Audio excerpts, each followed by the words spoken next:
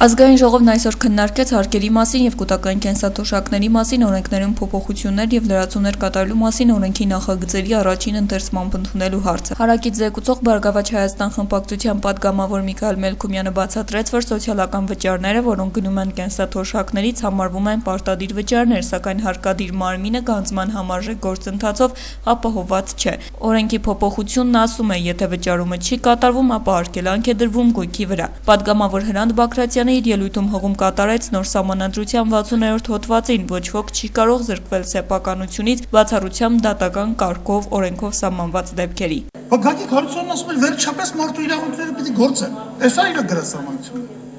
Բայց ինչ գործ ունի սահմանությունից հետո նման օրենք հայտնվի։ Ինչ գործ ունի։ Ոնց կարա նման օրենք հայտնվի։ Գնացեք դատարան, դատարանը թող որոշի փողը վերցրեք։ Բայց եք գրասահմանությունում սա։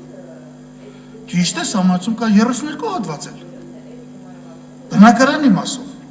Նույն բանն է ասում, չնայած մի քիչ հակասում է 60-ում։ Ընդհանրապես սահմանությունը 80-ատ թե վերիպակ ունի 40-ատ պարզապես լյապ։ 3 մի լյապ էլ անցկացրին պաշտպանության հետ կապված։ Այն երեխեն, որ հայ առաքելական է,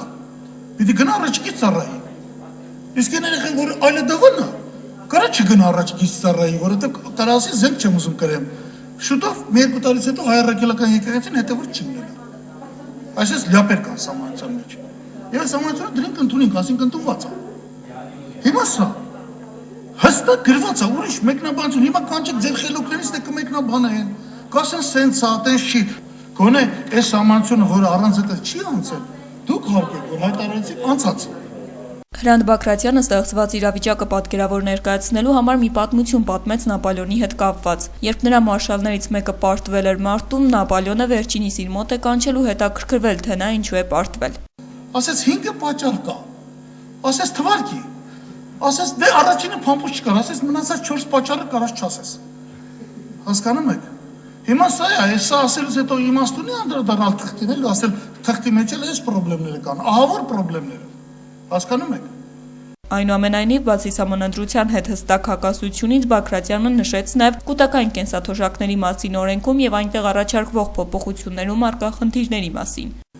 Շատ մի գոհ էինք այդ կուտակայինից, այսօր կանգնած ենք լինել չլինելու փաստի առաջ, իսլամական ագրեսիայի առաջ 45 տարով փող եք տանում, ինչ որ կուտակայինների տալիս, հիմա էլ բերում եք մի հատ օրենք, որ եթե հանգար դրանք չմուծվենք, կգան տուն ու տեղը ձեռներից կառնեն։ Չեմ կարողանում հասկանալ, էլի ասենք տրամաբանությունը։ Տրամաբանությունը որևէ կերպ մեջ չի տեղավորվում։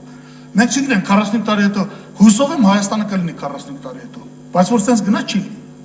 Կամ ուզում եմ հասկանալ մասնավոր ֆոնդին մարդը փոխանցում է կատարել։ Հարկայինը պետական մարմինը ֆինանսների նախարարությունը ինչ է հյալվար են գնում։ Ասում է ես կգնամ կբերեմ, հələ գույքն կալանքի կվերցնեմ։ Կամ այդ ֆունկցիան անելու համար դուք մարդու պետական ծառայություն եք, չէ՞ մատուցելու։ Դուք թանկացնելու եք ինքնարժեքը, չէ՞ պետական ծառայությունների հարկայինի մասով։ Դա ով է փոխհատուցում այդ ծախսերը։ Դուք փող եք ստանալու այդ կուտակայինից։ Թե բյուջեն լրացուցիչ փող պիտի տա։ Չեմ հասկանում, այն տպավորությունն է, որ կարծես թե ֆոնդերը մասնավոր են, այդ տպավորությունն է, բայց հանրապետության ղեկավարությունը ինչ որ փայր ունի այդ ֆոնդերի մեջ եւ պետական ապարատը ծառայեցնում է ֆոնդերը աշխատեցնելու վրա։